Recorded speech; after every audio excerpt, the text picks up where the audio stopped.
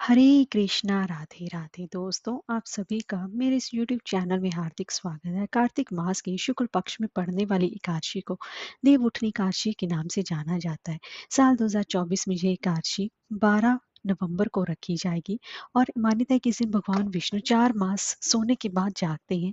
इन 4 महीनों में भगवान विष्णु को आप सोने या कहीं या फिर देव शयन के कारण सभी मांगलिक कार्य वर्जित होते हैं। तभी भगवान विष्णु के पुण्य जागने के बाद ही सभी मांगलिक कार्य संपन्न होते हैं। इसी देव जागरण जो उत्थान होने के कारण इसे देव उठान एकादशी भी कहा जाता है। यह सबसे उत्तम एकादशियों में से एक एकादशी मानी जाती है और यह एकादशी 12 नवंबर को रखी जाएगी और इस व्रत भी 12 नवंबर को रखा जाएगा और व्रत का पारण जो है वो 13 नवंबर को किया जाएगा। इस दिन भगवान देव उठनी एकादशी पर तुलसी विवाह भी किया जाता है और इससे ही भीष्म पंचक भी शुरू होती है, जो कि सबसे उत्तम मानी गई है। तो इसी वजह से इस एकादशी का इतना ज़्यादा महत्व माना गया है। इस दिन देव उठानी एकादशी की व्रत कथाएं सुनने का भी विधान है। तो दोस्तों, आज की इस वीडियो में मैं आपको देव उठानी एकादशी की 3 पौराणिक कथाएं श्रवण करवाने जा रही हूँ। तो चलिए वीडियो शुरू करते हैं। एक बार धर्मराज युधिष्ठिर जी कहने लगे कि हे कृष्ण भगवान, मैंने कार्तिक कृष्ण एकादशी अर्थात रमा एकादशी का सविस्तार वर्णन सुना। अब आप कृपा करके मुझे कार्तिक मास के शुक्ल पक्ष की एकादशी के विषय में भी बताइए।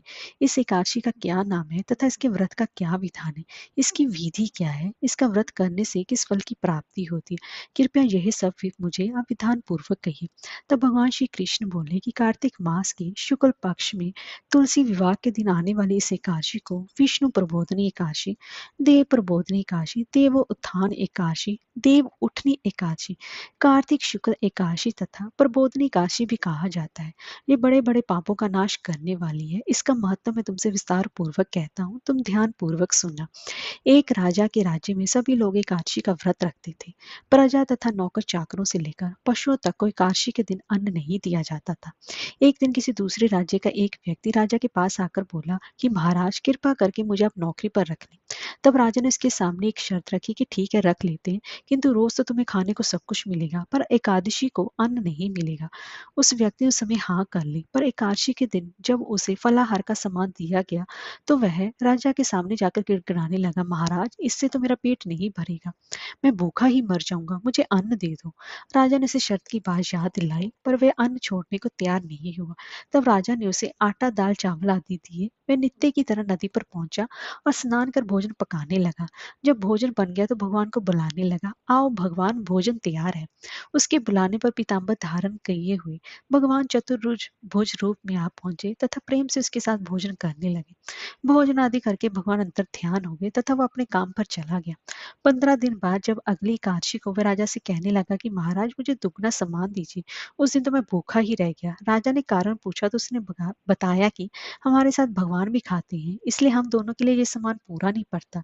यह सुनकर राजा को बड़ा ही आश्चर्य हुआ। वह बोला, मैं मान ही नहीं सकता कि भगवान तुम्हारे साथ खाते हैं। मैं तो इतना व्रत रखता हूँ, पूजा करता हूँ, पर भगवान ने मुझे कभी दर्शन नहीं दिए। राजा की बात सुनकर वह बोला कि महाराज, यदि विश्वास ना हो तो साथ चलकर देख लें। राजा एक पेड़ के पीछे छिपकर बैठ गया। उस व्यक्ति ने भोजन बनाया तथा भगवान को शाम तक पुकारता रहा, परंतु भगवान नहीं आए। अंत में उसने कहा, हे भगवान, यदि आप नहीं आए तो मैं नदी में कूदकर अपने प्राण त्याग दूंगा। लेकिन भगवान नहीं आए और तब वह अपने प्राण त्यागने के उद्देश्य से नदी की तरफ बढ़ गया।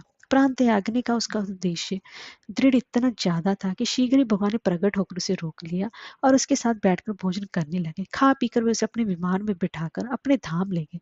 यह देख राजा ने सोचा कि व्रत उपवास से तब तक कोई फायदा नहीं होता जब तक कि मन शुद्ध ना हो। इससे राजा को ज्ञान मिला। वह भी मन से व्रत उपवास करने लगा और अंत में स्वर्ग को प्राप्त हुआ। अब मैं आपको दूसरी पुरानी कथा श्रवण करवा रही हूँ। एक राजा था। उसके राज्य में सारी प्रजा सुखी थी। एकादशी को कोई भी अन्न नहीं बेचता था। सभी फलाहार ही करते थे। एक बार भगवान ने राजा की परीक्षा लेना चाहिए। भगवान ने एक सुंदरी का रूप धारण किया तथा सड़क पर बैठ गए। तभी राजा उधर से निकला और सुंदरी को देखकर चकित रह गया। उसने पूछा कि हे सुंदरी, तुम कौन हो और इस तरह यहाँ पर क्यों बैठी हो। तब उस सुंदरी स्त्री भगवान बोले कि मैं निराश्रता हूँ, नगर में मेरा कोई जाना पहचाना नहीं है, किससे सहायता मांगू। राजा उसके रूप पर मोहित हो गया था। राजा बोला, तुम मेरे महल में चलकर मेरी रानी बनकर हो।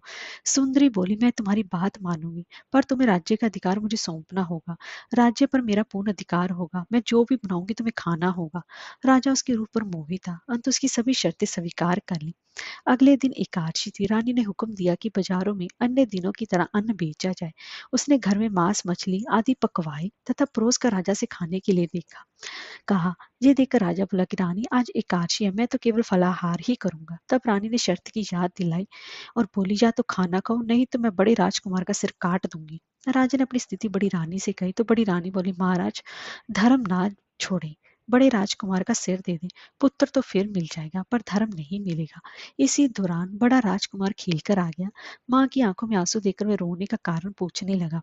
तो माँ ने उसे सारी स्थिति से अवगत करा दिया। तब वह बोला कि मैं सिर्फ देने के लिए तैयार हूँ, पिताजी के धर्म की रक्षा होगी, जरूर होगी। राजा दुखी मन से राजकुमार का सिर देने को तैयार हुआ तो रानी के रूप से भगवान विष्णु ने प्रकट होकर असली बात बताई। राजन, तुम इस कठिन परीक्षा में पास हुए। भगवान ने प्रसन्न मन से राजा से वर मांगने को कहा तो राजा बोला, आपका दिया सब कुछ है, अब आप हमारा उद्धार करें।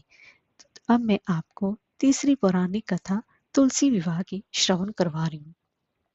एक बार भगवान शिव ने अपने तेज को समुद्र में फेंक दिया। उससे एक महातेजस्वी बालक ने जन्म लिया। यह बालक आगे चलकर जलंधर के नाम से पराक्रमी दैत्य राजा बना। इसकी राजधानी का नाम जलंधर नगरी था। दैत्य राज काल नेमी की कन्या वृंदा का विवाह जलंधर से हुआ। जलंधर महाराक्षस था। अपनी सत्ता के मद में चूर उसने माता लक्ष्मी को पाने की कामना से युद्ध किया, परंतु समुद्र से उत्पन्न होने के कारण माता लक्ष्मी ने उसे अपने भाई के रूप में स्वीकार किया। वहां से पराजित होकर वह देवी पार्वती को पाने की लालसा से कैलाश पर्वत पर गया। भगवान देवादिदेव शिव का ही रूप धरकर माता पार्वती के समीप गया, परंतु मां ने अपनी योग बल से उसे तुरंत पहचान लिया तथा वहां से अंतर ध्यान हो गए। देवी पार्वती ने क्रोध होकर सारा वृत्तांत भगवान विष्णु को सुनाया। जलंधर की पत्नी वृंदा अत्यंत पतिव्रता स्त्री थी।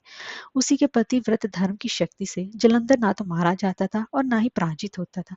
इसलिए जलंधर का नाश करने के लिए वृंदा के पतिव्रत धर्म को भंग करना बहुत ही ज्यादा आवश्यक था। इसी कारण भगवान विष्णु ऋषि का वेश धारण कर वन में जा पहुंचे, जहां वृंदा अकेली भ्रमण कर रही थी। भगवान के साथ दो मायावी राक्षस भी थे, जिन्हें देखकर वृंदा भयभीत हो गई। ऋषि ने वृंदा के सामने पल में ही दोनों को भस्म कर दिया। उनकी शक्ति देखकर वृंदा ने कैलाश पर्वत पर महासा देव के साथ युद्ध कर रहे अपने पति जलंधर के बारे में पूछा। ऋषि ने अपने माया जाल से दो वानर प्रकट किए। एक वानर के हाथ में जलंधर का सिर था तथा दूसरे के हाथ में धड़। अपने पति की दशा देखकर वृंदा मूर्छित होकर गिर पड़ी। होश में आने पर उन्होंने ऋषि रूपी भगवान से विनती की कि वह उसके पति को जीवित करे। भगवान ने अपनी माया से पुनः जलंधर का सिर धड़ से जोड़ दिया, परंतु स्वयं भी वह उसी शरीर में प्रवेश कर गए। वृंदा को इस छल का तनिक भी आभास ना हुआ। जलंधर बने भगवान के साथ वृंदा पतिव्रता का व्यवहार करने लगी, जिससे कि उसका सतीत्व तब भंग हो गया। ऐसा होते ही वृंदा का पति जलंधर युद्ध में मारा गया। इस सारी लीला का जब वृंदा को पता चला तो उसने क्रोध में आकर भगवान विष्णु को हृदयहीन शीला होने का श्राप दे दिया।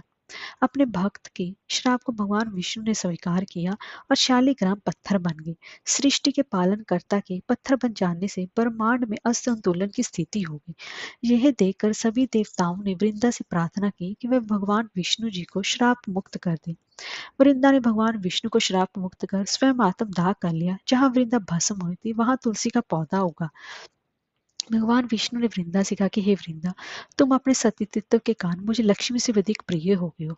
अब तुम तुलसी के रूप में सदा मेरे साथ रहोगी। तब से हर साल कार्तिक महीने के देवउठनी एकादशी के दिन तुलसी विवाह के रूप में मनाया जाता है। जो मनुष्य भी मेरे शालिग्राम रूप के साथ तुलसी का विवाह करेगा, उसे इस लोक और परलोक में विपुल यश प्राप्त होगा। उसी दैत्य जलंधर की यह भूमि जलंधर नाम से विख्यात है। सती वृंदा का मंदिर मोहल्ला वहीं पर स्थित है।